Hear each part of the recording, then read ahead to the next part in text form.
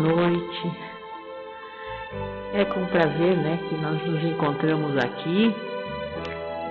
Vamos então procurar deixar todas as nossas dificuldades lá na rua, procurarmos concentrar as nossas atenções aqui dentro, prestando atenção na palestra, para que possamos todos nós, encarnados e desencarnados, receber tudo aquilo que nós viemos aqui buscar. Então, como sempre fazemos, ao início das nossas tarefas, a nossa oração. Vamos então elevar os nossos pensamentos a Deus, a Jesus, ao nosso patrono Paulo de Tarso, aos bons espíritos, para que possamos todos nós aqui aproveitar o máximo possível do que for dito aqui essa noite. Também recebermos as bênçãos, as dádivas divinas que todos nós, a partir do momento, como a irmã já falou, a partir do momento que nós entramos aqui, já estamos recebendo. Então, Jesus amigo, agradecidos por ainda estarmos aqui com saúde, podermos estar aqui nessa casa abençoada, possamos todos nós, encarnados e desencarnados, receber o auxílio necessário, tudo aquilo que estivermos precisando dentro dos nossos merecimentos. Te pedimos também, Senhor, que envolvam o nosso palestrante Júlio, para que ele possa nos trazer tudo aquilo que preparou para a noite de hoje. Assim, certos de que já todos estamos sendo assistidos e intuídos, nós te pedimos licença e abrimos a tarefa da noite de hoje. Que assim seja, Senhor. Boa noite, meus irmãos, encarnados e desencarnados. É sempre uma satisfação a gente voltar a essa casa para comentar alguns pontos da nossa doutrina. E como a nossa irmã falou, nós vamos comentar hoje a questão do perdão. Sempre que eu analiso a questão do perdão, eu lembro do Salmo 128, que diz: bem-aventurado aquele que teme o Senhor e anda nas suas veredas. Como se nós devêssemos ter medo de Deus. O ser que sempre, sem nenhuma exceção, sempre age a nosso favor. Nós que presumimos trabalhar em nosso próprio favor frequentemente e muito frequentemente, agimos contra nós. O Criador sempre age em nosso favor, mesmo que para nos beneficiar, ele precise frequentemente nos contrariar. E a questão do perdão é uma das tantas questões que nós temos entendido de forma equivocada ao longo dos séculos. Como, via de regra, as questões religiosas, via de regra, as pessoas veem a questão religiosa como algo impositivo, restritivo da nossa liberdade. A gente tem que se abster de fazer tal ou qual coisa para não contrariar o Criador, para não infringir as leis do Criador, para não sofrer as consequências. Mas as leis de Deus não foram criadas para tolher a nossa liberdade. Quando a gente não conhece as leis do Pai, é comum agirmos em desacordo, em desarmonia com elas, e aí sofrermos as consequências, seja agindo em desarmonia com as leis morais, seja em desarmonia com as leis materiais. Eu tenho exemplificado frequentemente, uma das leis materiais que a gente conhece é que dois corpos não ocupam o mesmo espaço ao mesmo tempo. Se eu quiser sair pela parede, eu vou me machucar. É Deus que está me castigando? Não. Eu fiz uma coisa que eu não devia fazer. E muitas vezes, principalmente em relação às leis morais do Criador, a gente age de forma equivocada por desconhecimento, por não compreender bem as leis do Criador. Nós, espíritas, somos não privilegiados, mas somos os felizardos, porque nós temos os ensinos dos espíritos superiores que vêm nos trazer uma luz em cima dos ensinos do Cristo, porque na época que ele esteve entre nós, ele não podia nos dizer tudo que a gente precisava saber. Muitos dos seus ensinos ficaram velados, porque nós éramos um pouquinho mais do que animais, né, em termos morais, e a gente tinha dificuldade para entender esses ensinos, tanto que ele veio nos falar em amor, em perdão das ofensas e fraternidade. A gente fez o que com ele? A gente o matou. Né? Isso é uma demonstração de quanto nós éramos pouco evoluídos moralmente. E, infelizmente, a boa parte das correntes religiosas ainda se aferram às tradições religiosas e o seu pensamento não evolui, como aquela questão de se eu acreditar em Deus, eu estou salvo. O Cristo não disse isso, ao contrário. O Cristo nos disse, nem todo aquele que diz Senhor, Senhor, entra no reino do céu, só aquele que cumpre a vontade de Deus. E não é porque aquele que não cumpre a vontade de Deus, o Criador o castiga. Não. Como eu disse, as leis de Deus não existem para tolir a nossa liberdade, mas para nos libertar da nossa animalidade, da nossa inferioridade moral, das imperfeições que trazemos dentro de nós e que são as únicas causas das nossas dores. Embora seja mais conveniente dizer que a culpa sempre é dos outros. A culpa é da minha mulher, do meu marido, do meu patrão, do meu empregado, do presidente da República. Nunca sou eu o culpado. Mas se tivermos competência para dirigir as nossas vidas em harmonia com as leis do Pai, nós seremos completamente felizes, independentemente do que as pessoas fizerem ao nosso redor. E a questão do perdão é uma dessas que a gente tem dificuldade para compreender. Eu já tive algumas vezes algumas divergências com pessoas que achavam que o perdão liberta o ofensor da responsabilidade pelo erro dele. Isso seria uma grande injustiça. Quem é que perdoa aquele que lhe faz mal? É quem é mau ou é quem é bom? Normalmente é quem é bom. Então eu só posso me liberar dos males que eu praticar se eu praticar o mal contra quem é bom, justamente quem menos merece sofrer. Mas essas avaliações equivocadas são decorrentes da pouca evolução moral que nós, ainda espíritos em provas e expiações, ainda temos conosco. Mas eu tenho dito sempre que quando a gente tem alguma dúvida sobre qualquer coisa em termos de leis morais do Criador, a solução sempre está no Cristo. Se nós procurarmos a solução para as nossas dúvidas acerca de questões morais no ensino do Cristo, analisado à luz do Espiritismo, a gente não fica com dúvida. E a frase mais conhecida dele sobre o perdão é da oração dominical. O que ele diz na oração dominical? Perdoai as nossas ofensas, assim como nós perdoamos a quem nos tem ofendido.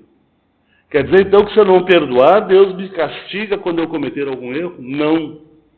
Na verdade, quem mais precisa do perdão é aquele que se sente ofendido, prejudicado.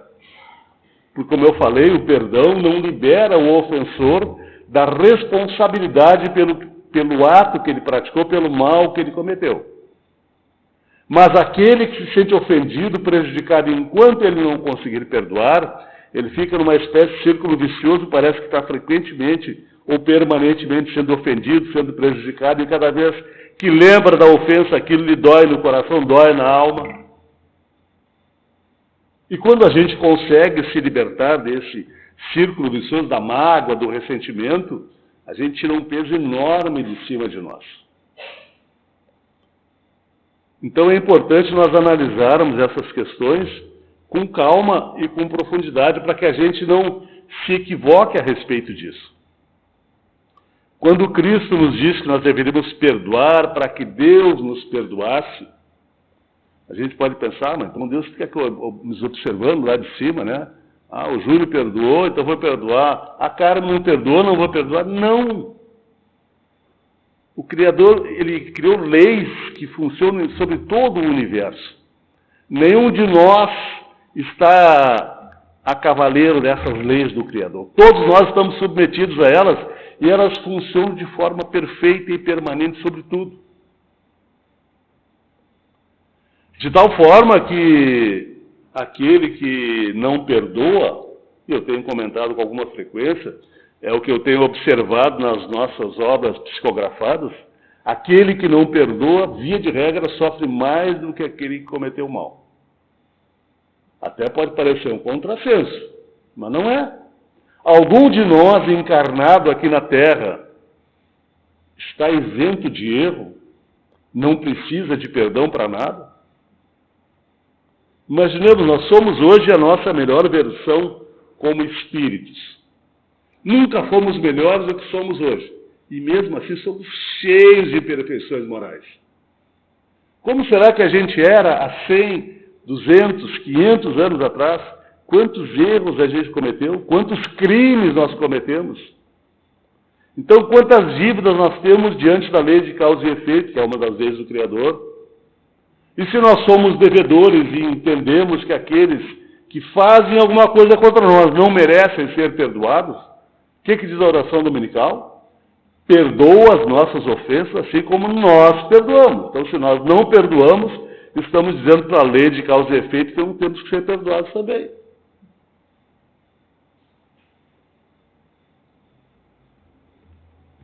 E essa questão, além de nos trazer um sofrimento moral desnecessário quando a gente não perdoa, porque quando alguém nos ofende ou nos prejudica, não precisaríamos ficar sofrendo. A gente sofre porque somos muito imperfeitos.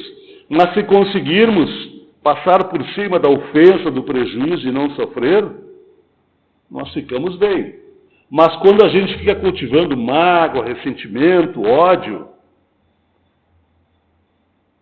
é mais ou menos como se nós tivéssemos uma dívida, uma instituição financeira qualquer. Imagina, eu devo 10 mil reais para um banco, aí eu vou lá e pago um dia, pago 1.000 reais, depois pago mais 1.000, depois a mim estou devendo só 7. Aí eu vou lá no banco e peço mais 5. Não devo mais 7, devo 12 agora. E é assim que funciona. Cada vez que alguém faz alguma coisa que eu não aceito, que eu acho que eu não mereço, porque eu sou uma pessoa boa, eu não devo nada para ninguém, eu não faço mal. Aliás, sobre essa questão de não fazer o mal, o que os Espíritos nos dizem? Não fazer o mal, o bem já é o mal. A única coisa importante na vida é fazer o bem. Mas isso é uma questão para a gente analisar em outro dia. Mas, quando eu não perdoo, eu crio em volta de mim uma atmosfera negativa. Todos nós somos nossos corpos, somos basicamente energia. A matéria que nós conhecemos é só a condensação da energia. E as nossas energias, elas são neutras. Elas podem ser boas ou podem ser ruins, dependendo de como está a nossa mente, de como está o nosso sentimento. Um bom exemplo de como isso funciona, e que realmente é assim que funciona, nos dá André Luiz no livro Libertação. Há um espírito no livro Libertação que está magnetizando uma pessoa encarnada para que ela fique doente. E aí, de repente, um bom espírito descobre que esse magnetizador tem uma esposa ainda encarnada, um filhinho, e tem alguém fazendo mal para eles. E aí esse bom espírito vai lá e ajuda aquela esposa encarnada e aquele filhinho, e aquele magnetizador fica feliz da vida, agradecido, e muda a maneira de pensar. E aí esse espírito bom de espelho-agora vai magnetizar a fulana para que ela fique boa. Mas como? Nunca fiz isso. Mas o que importa é como a gente está em termos de sentimento. No momento que ele mudou os sentimentos, as energias que ele tinha era dele. Mas mudou o teor das energias e ele passou a fazer com que ela se sentisse cada vez melhor fisicamente. E aí quando alguém me ofende, eu fico cheio de mágoa, de ressentimento. Está pensando o quê? O que tu pensa que é? Pensa que eu sou o quê? Acho que eu te devo alguma... E eu fico cheio de energias negativas, que boa parte das vezes eu transmito para aquela pessoa que é objeto da minha raiva, da minha revolta, mas primeiro eu me encharquei com elas. E essa questão pode simplesmente me deixar perturbado, nervoso, sentir alguma dor de cabeça, um mal-estar qualquer, mas pode se tornar uma doença gravíssima. Porque a mágoa, o ressentimento, o ódio, eles nos dão desde pressão alta até vários tipos de cânceres. Aliás, nos diz Emmanuel no livro Pensamento e Vida que a quase totalidade das doenças que nós enfrentamos tem origem na nossa mente. Então vejam, não é o meu irmão que me ofendeu que precisa que eu perdoe. Porque o que eu fizer, se eu perdoar ou não, a lei de causa e efeito vai continuar funcionando para ele. Mas para mim vai fazer diferença se eu perdoar ou não. E com relação a essa questão das energias, Emmanuel nos diz no livro Pensamento e Vida também que nós nos ligamos às outras mentes de encarnados e desencarnados pela questão da afinidade.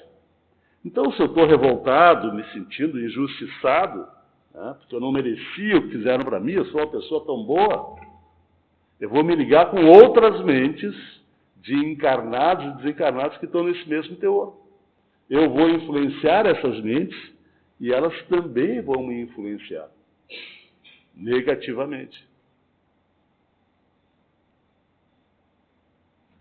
Todos nós, sem exceção, deveríamos ter muito mais saúde física e mental do que temos aqui neste mundo. Mas como nós somos os construtores dos nossos céus e dos nossos infernos e não estamos permanentemente ligados às leis do Pai, ligados positivamente às leis do Pai, estamos boa parte das vezes vivendo em desarmonia com elas, nós criamos as nossas próprias doenças que boa parte das vezes não estavam programadas para a gente enfrentar aqui. Como diz Kardec, lá no item 4 do capítulo 5 do Evangelho, né, a maior parte do sofrimento que a gente enfrenta não tem nada a ver com o que a gente fez em encarnações passadas. Tem a ver com a forma errada como estamos vivendo hoje. Ou seja, nós sofremos muito mais do que deveríamos sofrer. Mas a dor até hoje tem sido nossa maior aliada em termos de processo evolutivo. Quando nós nos esforçamos, nos conscientizamos de que somos espíritos imortais, temporariamente encarnados para tratar da nossa evolução, nos esforçamos nesse sentido, a dor vai perdendo cada vez mais a sua razão de ser na nossa vida. Mas enquanto não temos essa consciência, é a dor que tem nos impulsionado no rumo do aperfeiçoamento.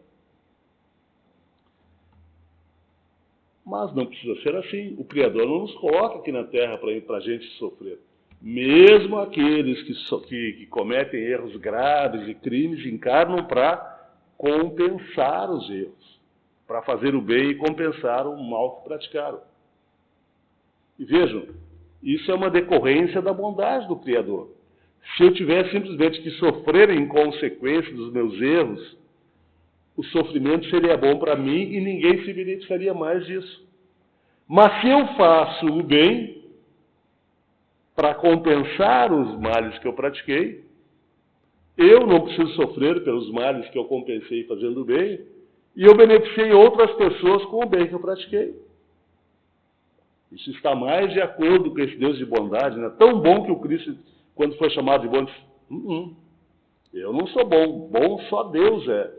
Imagina, se o Cristo não se achava suficientemente bom quanto o Criador, quão o Criador é bom. E nós, nessa nossa pouca evolução espiritual, frequentemente nos sentimos injustiçados. Eu tenho uma vida que não é tão boa quanto eu merecia, sou tão esforçado, sou uma pessoa tão boa. E quantas vezes nos meses em que a gente convive nós somos causa de perturbação, de desavenças? Quantas vezes os nossos irmãos têm que se esforçar para perdoar as nossas imperfeições? Mas eu falei em relação a questão das energias que nos envolvem, e que quando nós estamos ainda no sentido injustiçados, prejudicados, magoados, elas ficam muito negativas, nos prejudicam. No livro Missionários da Luz, aliás, Missionários da Luz é um dos livros dos que eu conheço, dos que mais tem informações objetivas acerca da vida. Este não é um livro para ser lido, é um livro para ser estudado e reestudado. Por cada vez que a gente lê, a gente pega mais uma informação, um ensinamento que a gente não tinha percebido. E lá nesse livro, quando fala da reencarnação, da programação da reencarnação do Sigismundo, André Luiz nos diz que o Sigismundo foi na encarnação anterior, ele gostava de uma moça que era casada, e ele matou o marido dela. Aí, mais tarde, ele desencarnou a moça também. Passaram os três, um certo tempo, no mundo espiritual, tiveram alguns problemas, depois foram acolhidos por bons espíritos, começaram a trabalhar, programaram uma nova encarnação, na qual aquele que foi assassino voltaria com o filho do casal. E aí, quando chegou a hora do reencarne do Sigismundo, ele precisava se encontrar com o futuro pai para conversar, se harmonizarem, para ser providenciada a ligação dele com o futuro corpo que iria se formar.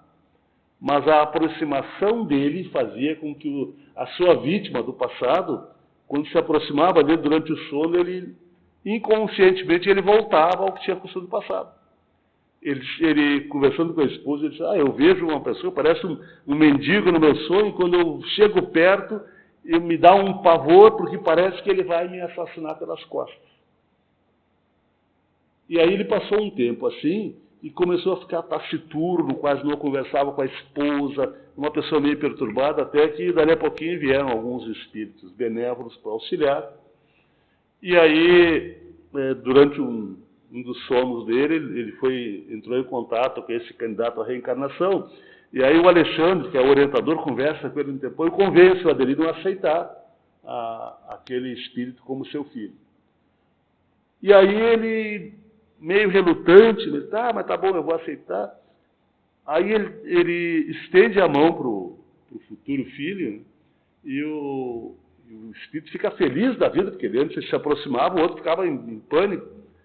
E fica tão feliz que ele pega a mão do Adelino e beija: obrigado, obrigado, e aquilo assim tirou de cima do Adelino toda aquela prevenção que ele tinha.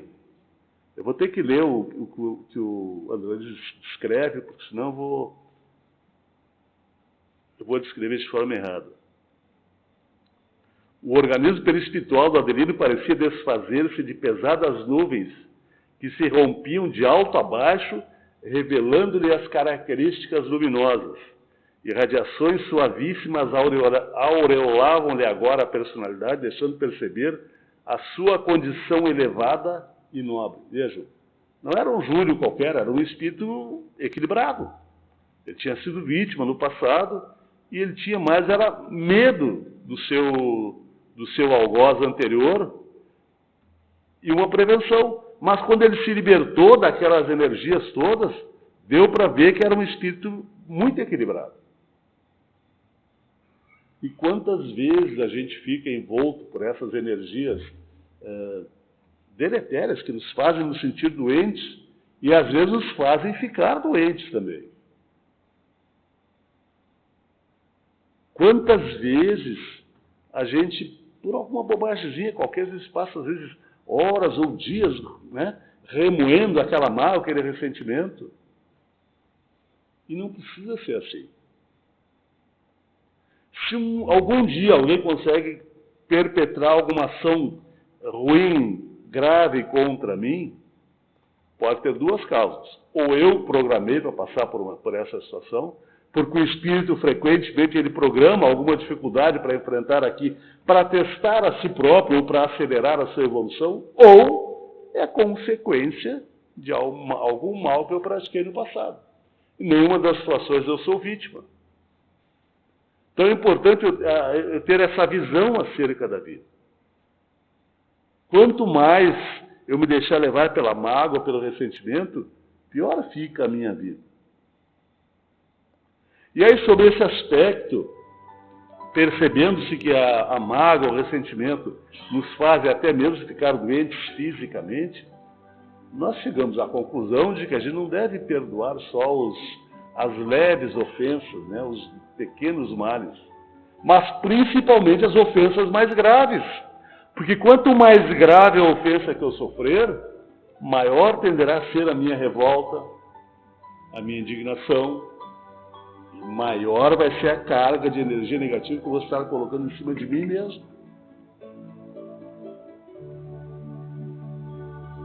Vejam o quanto é importante nós procurarmos aprofundar a nossa compreensão acerca da doutrina espírita. Nós não estamos aqui para sofrer.